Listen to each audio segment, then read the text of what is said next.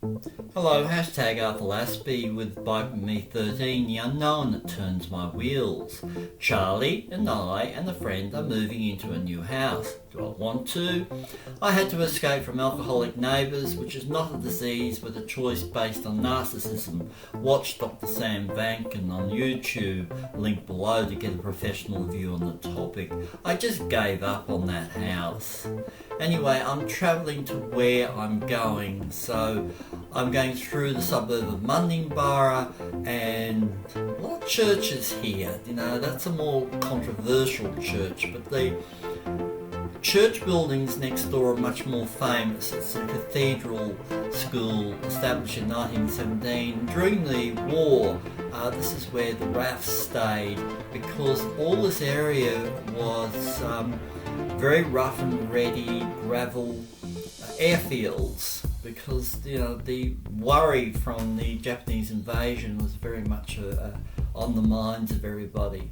Now this is a major road, Rosswater Road, and it heads down to big shopping precincts. There's one right at the corner there with 100 odd shops, and over the road there's another 30 odd shops, and then down the road again there's the Domain with a couple of hundred big shops, and some are struggling. The COVID lockdown has produced some very strange effects. The government's put some worker support schemes in, but in some cases it's given some people more money than they would have actually earned in their job, and they've spent that on drink and alcohol and other things, and life around the place is starting to be rather uncomfortable. So I'm doing what I can to protect myself, and so this is a trip with some nostalgia in it, because on the way back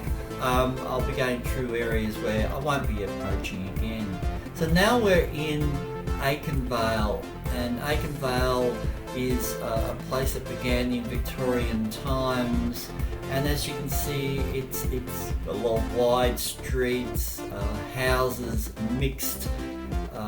The earliest houses, I'll show you some examples, go back to the 1860s and 70s, and this goes down to the river, and there was some flooding through this area here, but not as bad as in some areas, and it's comfortable. It's very windy at the moment. We call these the mango winds because they bring the pollen and fertilise all the mangoes. And this is the fellow who founded Aikenvale, and there is the estate map, which shows about 500 acre farm.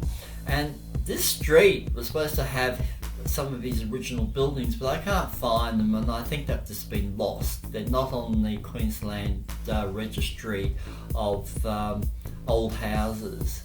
But we follow this road down, and you start to see that a lot of parkland, and we go through, and what you see is the other side of the river.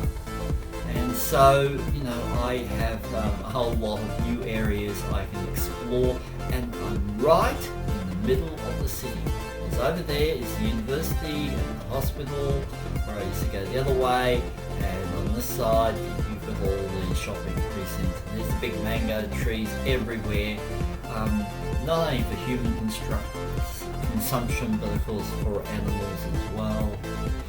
And so we are going to get up to the area, and there's lots of parkland here. I like the area, it's wider, it's quieter, it's middle class, it's generally, and yet, as I said, it's very convenient to everything. And as we head down these rather wide roads, we go down here, and I'm slowing right down because this is the street I'm going to live in, and I just want you to note right at the end, which is where I'm going to, it is a great big open park which is enclosed, and therefore I don't have any neighbours. And it's really going to be quite wonderful. And that goes right through the suburb, and that place there is where I'm going to go. So I'm coming back now, and that's what it all used to look like during wartime. You can see it's pretty sparse. A bit further north were magazines for ammunition, so rather dangerous I would have imagined, and you wouldn't want too many houses next to them. Okay, now I'm heading back and I'm going past the cathedral school, the junior part of it, and this is heading back to the old river area where, I won't be travelling anymore. Once this is all being sort of moved, which will happen next week, I won't have any reason to go through these areas. So these are the last of them. And this is what we call Mundinbara here, and people get very hoity-toity. You can see how the road's all been repaired because there was a lot of flooding through here, and it lifted the bitumen, so you get those cracks, but the council has done a lot of work to repair things, and it just is something that's not going to happen again, we hope, for another 500 years. Some are saying that was an event that was 1,000. Now, just on the right, that's a special school for kids like myself. Kids with autism go there. People with higher forms of autism tend to go into the ordinary school system, but I don't know if they get the best treatment all the time. I mean, I was a school teacher, so I know what goes on in these things, and I think that having special schools where your sensitivities are noted is a very important thing when you have autism. Okay, I've talked about public art a lot and I'm going to do a video later on. Well, here's another piece here, and I've just made a note of it.